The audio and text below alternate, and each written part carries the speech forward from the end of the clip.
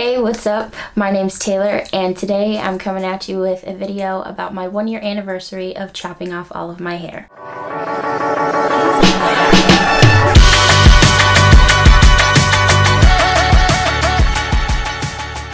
If you don't know me, and maybe you just stumbled across this video, I used to have a really big curly fro, curly mane, whatever you want to call it. I'll insert a picture right here. That was my hair. Very big, very long, very curly. And as you can see, it is gone. No more hair. Well, except for little baby ones. I'm here today to kind of explain and discuss exactly why I decided to cut off all my hair. Some people might say it's a little silly to be making an entire video dedicated to something like this, but I truly think that it's more than that, it's bigger than that, and I just kind of want to share my story, see maybe if it'll help anybody else out there. So without further ado, here we go. Before we jump right in, I'm just going to give you a little bit of background about my personal hair journey. So I've been natural now for about six and a half years or so, and I first went natural after high school. All throughout high school for 4 years, I straightened my hair. I will insert a picture here of what I used to look like. I wore my hair like that for 4 years. I think I can count on one hand maybe 2 or 3 times where I actually wore my hair curly, and one of those times, I'll insert a picture here, and you can see just how dead my curls really were. Yeah, not too cute. But that was my life. Those were the beauty standards that everybody wanted to attain, straight, long hair. So I straightened my hair. And by I mean my mom. To this day, I still cannot straighten my own hair. So once a week, either on Friday or Saturday, my mom and I would sit down, we'd wash my hair, she'd blow dry it straight, and then we'd take a 450-degree flat iron and make those strands bone straight. And that's what I did for 4 years. So as you can imagine, my hair was pretty fried. All I wanted was for it to grow long, and I finally understood after 4 years. I realized that that was never gonna happen. I was never gonna attain the kind of length and the kind of health that I wanted if I kept using heat on my hair. So I decided to go natural right before I went to college, partly, like I said, because of my ends and my hair just being so dead and so unhealthy. Also because it was college, fresh new start, going to a place where not really many people know me, so I wanted to branch out a little bit. Gosh, why am I so awkward? And of course, probably the biggest reason, like I said, still cannot straighten my hair to this day. So I did not want to be going home every single week to have my mom do my hair. So I went natural. I love my curls. I absolutely love them. They're incredible. They're different. They're fun. They're just me, you know? Now, the question that's probably running through your head right now is, Taylor, if you loved your hair so much, why did you cut it off? That is an excellent question. It all kind of ties back to my hair journey, which I just briefly kind of tried to give you a quick overlay. If you want a more full, extensive video about it where I go into more excruciating detail, I'd be happy to do that for you. Just let me know. But for the purposes of this video, just kind of breeze through it. Within these 6 years, it's been mostly really good times with my hair and really excellent growth and self-love and that kind of thing. But pretty much the entirety of 2018 was a really tough year for me in terms of confidence and self-love and all of that kind of thing. And I had gotten to a place with my hair where my relationship with it was just very unhealthy and very toxic. What I mean by that is I didn't love myself without it. I didn't know how I could love myself without it. I didn't know how anyone could love me without it. And I discovered that I was at that point when one of the curly girls that I follow on Instagram, she goes by Nia the Light now, she used to be Fro Girl Ginny, and she actually had chopped off all of her hair. She had this beautiful, big, massive, curly fro, and she chopped it all off. And I just thought, man, that's so brave, and she looks so beautiful. And it got me thinking, you know, man, what if I cut off all my hair? And then I immediately had to squash that thought because it was, no, Taylor, you can't cut off your hair. You're nothing without your hair. You're nobody without your hair. Because even though I don't have any sort of Instagram following or anything like that, people who were in my life, who did know who I was, knew me by my hair. You know, it was... Do you know Taylor, the girl with the really big curly hair? The girl with the big hair, Taylor. My hair was my identifier, and I understand why. I mean, it's definitely an easy trait, physical trait to pick out, because I realized that my hair is very different and very large. But I got to a point where my hair was the only thing that I liked about myself. And when I saw that that's where I was at, that was really hard. And I tried to pretend that that wasn't truly how I felt, but all of the cracks in the foundation of what I had built up the past 5 years leading up to this were starting to show, in that I was relying on my hair to make me feel like I was worth something. I hated the way that it made me feel. You know, I never wore my hair down because I hated my face, which sounds super weird to say, but it was true. I hated my face. I cut bangs to try to cover some of it, and I never wore my hair down if I could avoid it. If I took pictures, my hair had to be down. If I went out, my hair had to look good. And it got to a point where if my hair didn't look good, I wouldn't make plans, I wouldn't go out, I wouldn't take pictures. I just wanted to cut it off so badly. I wanted to be rid of it. It was like this parasite.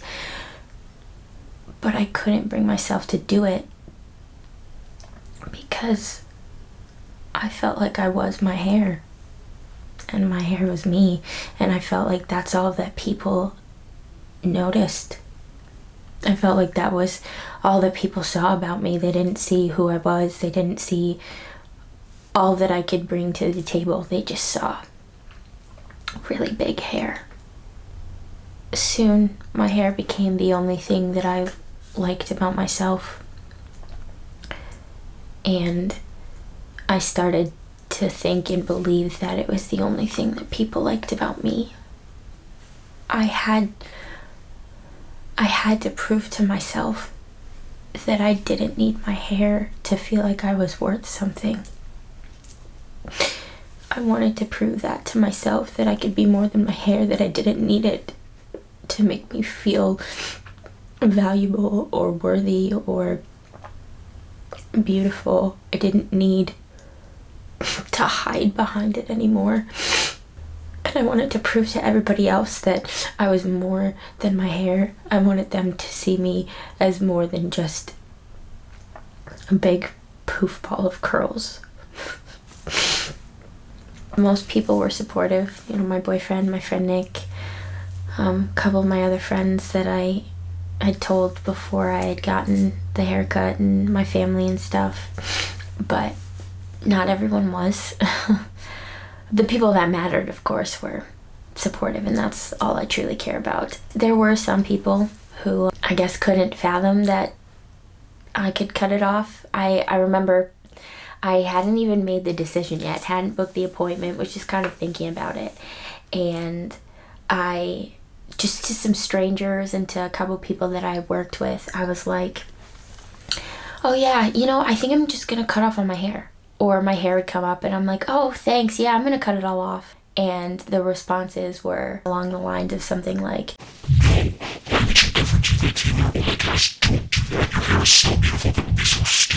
some variation of that. And that just even further solidified the belief that people only liked me for my hair. And, you know, after I cut my hair, there were people that told me I was stupid, told me I was silly, said they missed my curls, that they preferred me with curls, longer, bigger curls. And I mean, okay, whatever. Maybe they're right, you know? I did have a beautiful head of hair, so maybe it was stupid, maybe it was silly to cut it all off. Maybe I do look better with longer, curlier hair. Maybe that's all true, but that doesn't really matter to me anymore. I'm more confident and I love myself more than I ever have in my entire life. And I think that all started with cutting off my hair. I think that opened new doors for me and allowed me to explore parts of myself and things about myself that I didn't even knew existed, because I wasn't hiding anymore. That's why I'm making this video. You know, I mean, this is why I am talking about an extreme haircut and making a big deal out of an extreme haircut, because to me it's much bigger than that. To me, this was shedding myself of something unhealthy, something toxic that wasn't bringing any sort of joy into my life anymore. And that could be said for anything in anyone's life. You deserve to live the kind of life that you want to live. We deserve to live the fullest, most beautiful, most wonderful lives that this life can offer us. Don't let anything hold you back from that. I am now truly living my best life, and you deserve to do the same. We as people are so much more than we think we are, and we're so much stronger than we think we are. And shedding something that didn't make me feel whole, that didn't make me feel happy, that was bringing nothing but pain into my life, getting rid of it was the biggest form of self-love that I could ever show myself. All I want to do is grow and move forward, and I want anyone else that's watching this video, anyone else that isn't watching this video, to do the same. And there's so much more that I have to undig about myself. You know, all my days aren't perfect. I still have days where I don't feel too hot about myself, but I'm getting there. Self-love isn't a destination, it's a journey. It's a constant up and down. The goal is to have more good days than bad days. I don't know. It's just really, really nice to feel good in my own skin. Something that I didn't think I'd ever feel without my hair. But I do. And it's awesome. So when people ask me, oh, how does it feel since cutting off your hair? I feel good as hell, man. I feel amazing. I feel awesome. It was the best decision. After going natural and embracing my natural hair, cutting it all off was the next best decision. Hands down. Oh my gosh. It's so much less maintenance. It's so nice to be able to get into the shower and have it actually be like a 10-15 minute shower, even when I have to do my hair. What is this life? It's freaking awesome, dude. One really important thing that I want to make sure that I add in is a shout out to Mitra at Art and Science Wicker Park. She is the one that did my huge extreme haircut for me, chopped off all of my hair. Mitra, if you ever watch this, I just want to say thank you so much. You've made such a beautiful memory out of this experience, and I will never forget that day. And I just want to say thank you for everything. And two, if you are in the Chicago area, or even if you just go to visit and you maybe, I don't know, decide you want to get a haircut or something, or maybe you want to go to Chicago specifically for a haircut, who knows? I don't know.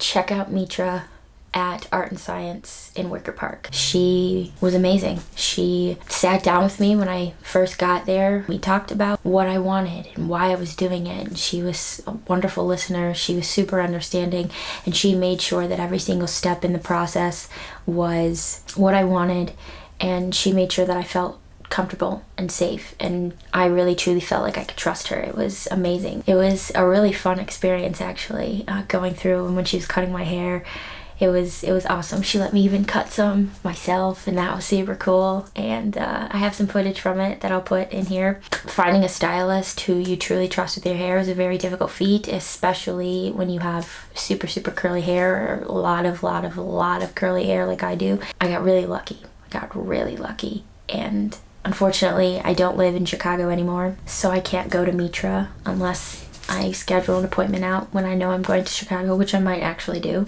the next time I visit. If you are in Chicago, 15 out of 10 would recommend you go see Mitra at Art and Science Wicker Park.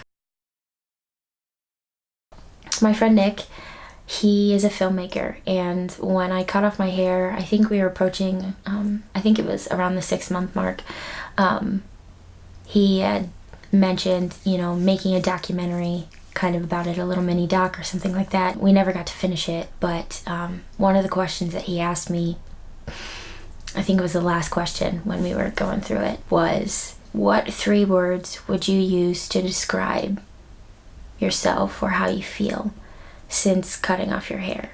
The 3 words were the same then as they are now, and they are: 1, that I feel liberated; 2, I feel beautiful; and 3, I feel seen. I feel like people finally see me, and I finally see myself. I feel like I don't have to hide anymore. I feel like there's so much that I have to give that I can finally share and I can finally show. It feels really good to feel seen. If you have stuck around with me this long, I truly appreciate it, and just driving the point home that I really hope that whatever it is that's weighing you down, I hope that you find the courage and the strength to overpower it, get rid of it, cut it out, let it go, because you deserve the best, and you deserve to live your bestest, fullest life. Thank you again for watching. I am hoping to churn out more content for sure. It'll probably start out as a lot of hair related videos just because that's where I'm at right now, but I definitely want to do more. I just need to get more comfortable talking in front of a camera. I hope everybody has a fantastic rest of their year. It's almost over, and I hope 2020 is the best year yet. Peace, love, and good vibes, everybody. See ya.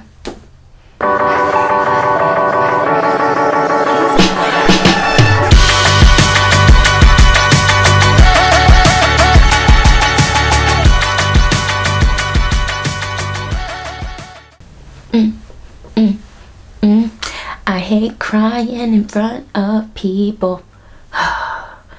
Eyeballs, stop crying, stop crying.